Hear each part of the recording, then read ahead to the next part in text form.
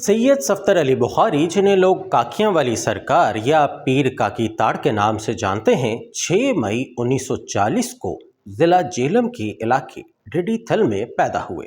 ان کا تعلق ایک معروف بخاری سادات خاندان سے تھا۔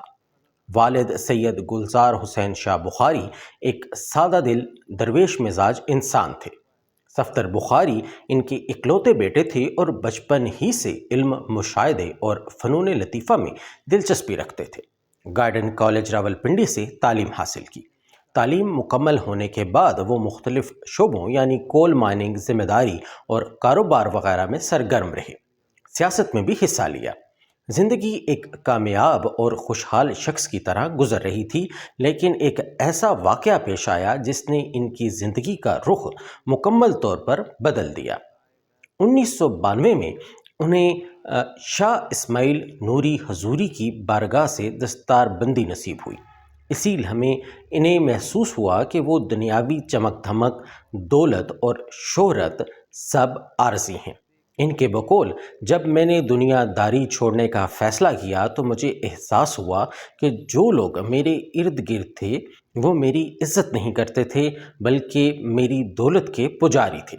میں نے سب چھوڑ دیا، کاروبار، جائیداد، حتیٰ کہ اپنی اولاد سے بھی فاصلے پیدا کر لیے۔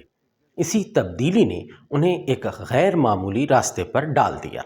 وہ لاہور پہنچے، جہاں انہوں نے کئی برس ایسے ہی گزارے۔ اسی دوران ایک ایسا تجربہ ہوا جس نے ان کی سوچ کو یکسر بدل دیا۔ وہ ایک دن بازار حسن کے قریب سے گزر رہے تھے۔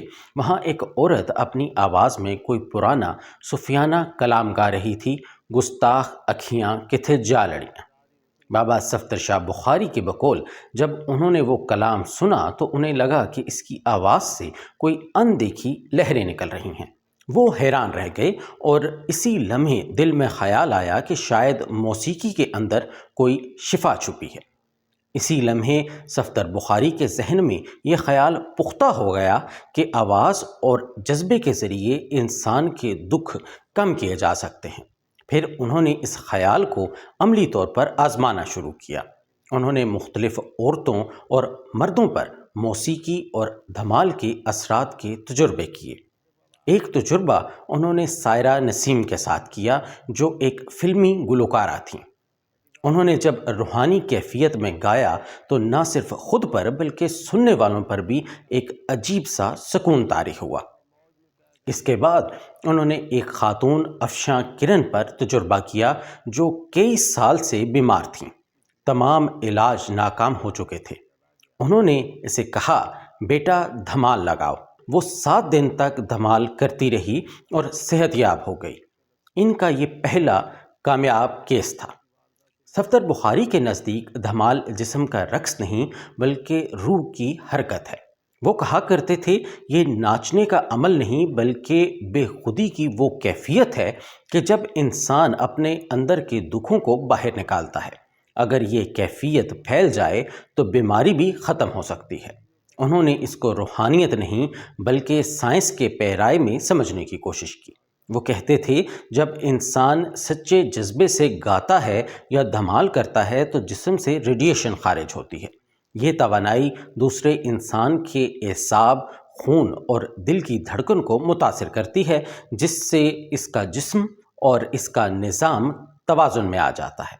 وہ کہتے تھے کہ جیسے گیما ریز میڈیکل سائنس میں استعمال ہوتی ہیں، انسانی روح کی بھی ایک گیما رے ہوتی ہے جو صرف احساس اور جذبے سے پیدا ہوتی ہے۔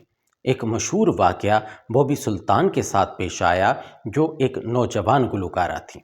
صفدر بخاری بتاتے ہیں کہ جب وہ پہلی بار دھمال میں آئیں تو ان پر ایسی کیفیت طاری ہوئی کہ 7 دن تک نیند نہیں آئی، جسم میں کپ کپی رہی اور وہ کئی دن تک بخار میں مبتلا رہیں۔ انہوں نے بتایا، جب میں گاتی ہوں تو اپنی ہوش میں نہیں رہتی۔